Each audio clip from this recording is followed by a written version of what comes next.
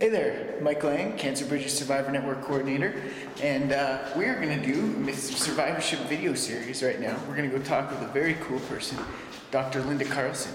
So let's go see if she's available. Hopefully she is. Hey, Marissa. Hey. Hey, Linda. Oh, can't do this right now. I'm on the phone. Okay, we'll have to wait a minute. So we're here today with Dr. Linda Carlson, and she is a professor of psychosocial oncology at the University of Calgary and the Enbridge Research Chair in psychosocial oncology at the Tom Baker Cancer Center.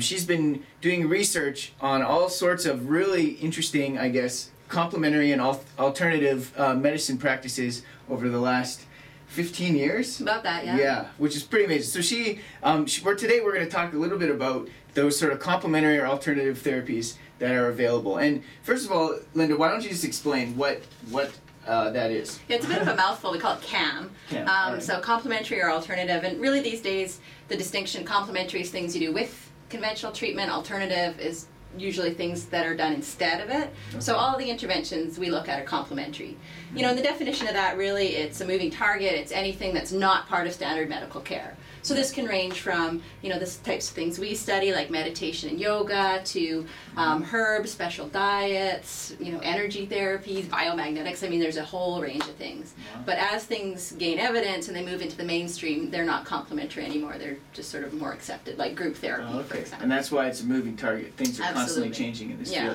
Well, that's cool, because I know a lot of survivors, and myself included, were always wondering about which therapies we could do sort of on our own that would be complementary to what we were doing at the traditional medicine at the cancer center. And so I know a lot of survivors have questions about this, and I think you're very uniquely situated to give some responses to that, and that's why we're talking with Linda today. So the other question, I guess one of the main questions I have is sort of what complementary treatments have you been researching over the last 15 years? Yeah, well, my expertise is what we call mind-body intervention. So specifically, the one treatment we study the most is called mindfulness-based stress reduction or cancer recovery. And this is a combination of meditation, so simple mindfulness meditation, grounding you in the present moment, acceptance, non-judging.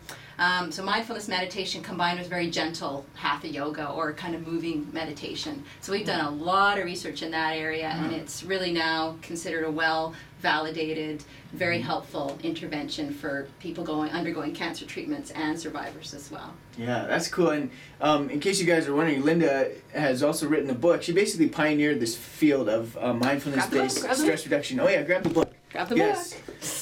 So she basically pioneered this whole idea of mindfulness-based stress reduction, and when she started 15 years ago, it was very sort of out there type of treatment, and now it's something that's offered around the world in all sorts of different cancer centers and all sorts of different settings, and she really has done a lot of pioneering research in that field.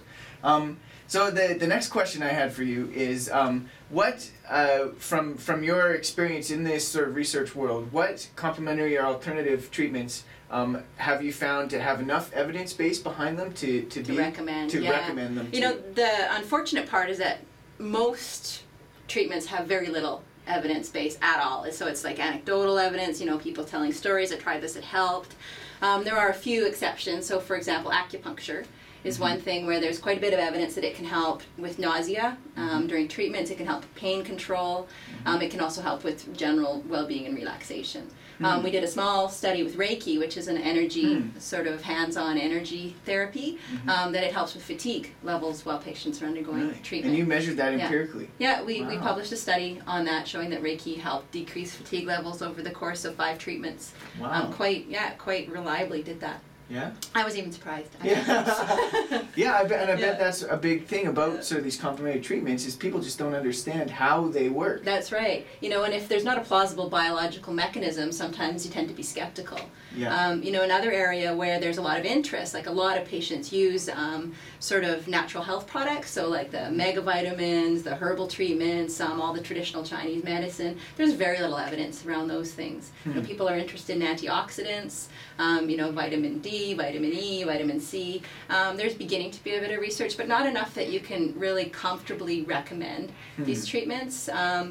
Some things might even have potential to be harmful. So you have to be a little bit careful. You have to be careful. Yeah, absolutely. Yeah, I know there's all these different things floating around on the internet, that if you walk out of your door backwards and, drink a green smoothie every morning, you won't get cancer. And I know it's really difficult to sort of separate what is actually what has a grain of truth evidence-based. or some potential. Yeah, absolutely. Because there may be potential for green tea, to help people with their recovery. It's probably not the end all and the be all, but we just don't know where in that spectrum it might lie. And that's the problem, is there needs to be more research. Cool. Well, I'm glad that you're researching that then. And maybe just as a summary, what would be the main CAM treatments that you would recommend to patients? Absolutely. I would recommend relaxation, yoga, meditation, acupuncture, imagery, group support, creative therapies, also creative writing. All of those things have evidence. Great. And if you want to do one of those things, here at the and exercise. Oh, and exercise. Don't forget that the big one. Yeah, exercise there's lots of evidence for that, and it's really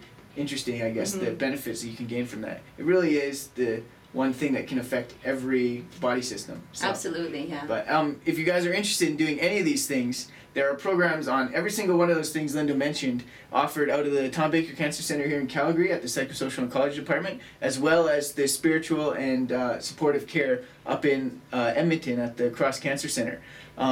As well as what we're starting to do with Cancer Bridges, roll out some of those programs around the province. So hopefully Linda has really cleared up a lot of issues for you guys around some of the different CAM treatments that you can do in addition to your chemotherapy or radiation or traditional treatments you're doing at the Cancer Center. And thanks so much for doing that for us, Linda. Happy to talk about it. Yeah, I get to work with her. We're going to be talking with her a whole lot more. Lucky me. She's got a lot of information. Yeah, for I us. got a lot to say. Yeah. Great, thanks, Thanks, Linda. Mike.